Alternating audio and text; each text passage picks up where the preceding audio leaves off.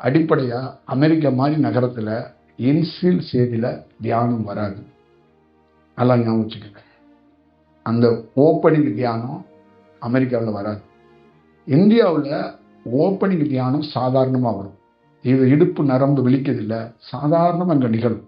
இந்தியாவில் இருக்கிற விசேஷம் தான். குண்டலினி சக்தி ஒரு அதிசயமாக விழிக்கக்கூடிய நகரம் இந்தியா. அதே குண்டலினி சக்தி பேர் ஒளியாக மாறக்கூடிய இடம் அமெரிக்கா. கலிபோர்னியா மாதிரி நகரம், இன்னும் உள் நகரங்கள்லாம் இருக்கு. ஆனால் அந்த ஓப்பனிங் இங்கே கிடைக்கும், எண்டு இந்தியாவில் கிடைக்கிறது கஷ்டமாக இருக்கு. அமெரிக்காவில் எண்டு இருக்கு, ஓப்பனிங் இல்லை. இந்தியாவில் ஓப்பனிங் இருக்கு, எண்டு இல்லை. எப்படி இருக்கும்? அப்போ ஒருத்தர் வளரும் போது அவருக்கு அடுத்தது தியானம் தேவைப்படாது, அந்த சீர்தோஷணமான இடம் தேவைப்படும்.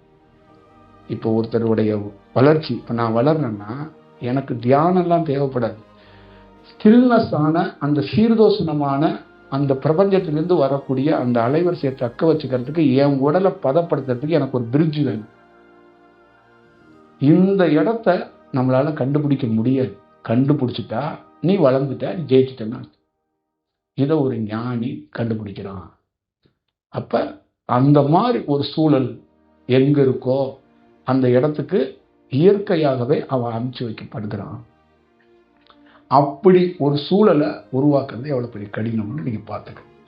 அப்ப அமெரிக்கா முழுக்க அந்த ஓப்பனிங் தியானத்தை பெற முடியாம அவங்க கலாச்சாரம் வேற மாதிரி இருக்கு. இந்தியா முழுக்க சாதாரண ஒரு குக்கிராமத்தில் இருக்கிற ஒரு இளைஞன் கீழே இருக்கிற இடுப்புல ஒரு நரம்பு விழிச்சோன்னா நான் தியானம் பண்றேன்னு போயிட்டே இருக்கிறான். ஆனா முழுமை அவனால பெற முடியல. இதான் விஷயம். அங்க அடிப்படை ஓப்பனிங்கை பெற முடியல, இங்க எண்ட பெற முடியல.